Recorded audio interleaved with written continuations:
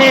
یہ تمام ائمہ اس بات کی دلیل ہے وقد اجمع المسلمون على ان من ادعى النبوة لنفسه فهو کافر کاذب کہ محمد صلی اللہ علیہ وسلم کے بعد الحمدللہ والصلاة والسلام على رسول اللہ اما بعد فقال اللہ تبارک وتعالى في القرآن المجید والفرقان الحمید اعوذ باللہ السمیع العلیم من الشیطان الرجیم بسم اللہ الرحمن الرحیم ما كان محمد ابا احد من رجالكم ولكن رسول الله وخاتم النبيين وكان الله بكل شيء عليما وقال النبي صلى الله عليه وآله وصحبه وبارك وسلم أنا خاتم النبيين لا نبي بعدي. نبوت ختم ہے تجھ پر رسالت ختم ہے تجھ پر نبوت ختم ہے تجھ پر رسالت ختم ہے تجھ پر تیرا دین ارفع و اعلی شریعت ختم ہے تجھ پر. حضرات آج میں جس موضوع سخن کو اپنے لبوں کی زینت بنانا چاہتا ہوں وہ ہے انکار ختم نبوت کی شرعی حیثیت. سب سے پہلے تقریباً 100 آیات ہیں قرآن مجید کی جو بالکل واضح طور میں نبوت پر دلالت کرتی ہیں اور دوسری جانب میرے پیغمبر کی تقریباً 210 احادیث ہیں جو بالکل واضح طور پر ختم نبوت کا دفاع کر رہی ہیں. حضرات جو بندہ ختم نبوت کا انکار کرتا ہے گویا وہ قرآن و حدیث کا انکار کرتا ہے اور جو قرآن و حدیث کا انکار کرے وہ کافر تو ہو سکتا ہے کذاب تو ہو سکتا ہے دجال تو ہو سکتا ہے مرتد تو ہو سکتا ہے ملعون بے ایمان تو ہو سکتا ہے لیکن وہ مسلمان ہو سکتا نہیں ہو سکتا. کیوں؟ اٹھائیے مسند ابی یعلا 5097 نمبر حدیث کے مطابق میرے پیغمبر نے مسلمہ کے بیٹے ہوئے قاسد کو کہا تھا اگر تو قاسد نہ ہوتا میں محمد تیری گردن تن سے اڑا دیتا.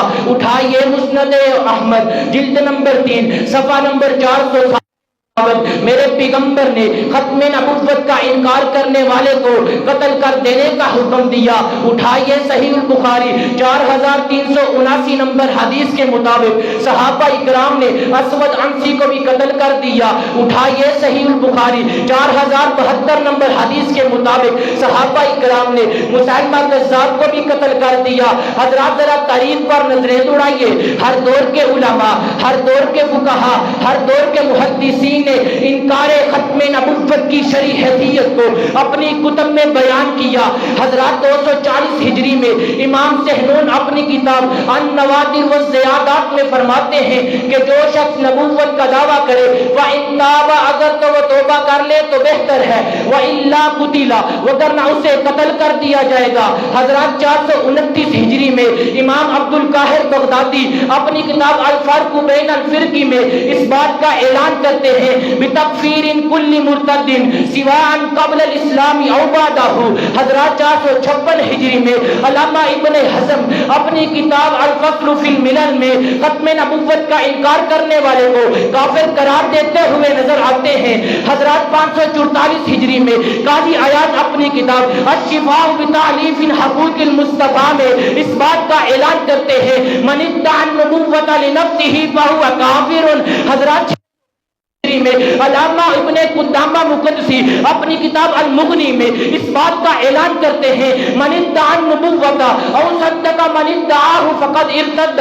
حضرات علامہ نووی اس بات کا اعلان کرتے ہیں اپنی کتاب روضۃ الطالبین میں فرماتے ہیں من ادعى النبوة او صدق من ادعاه فكل هذا كفر. حضرات 728 ہجری میں علامہ ابن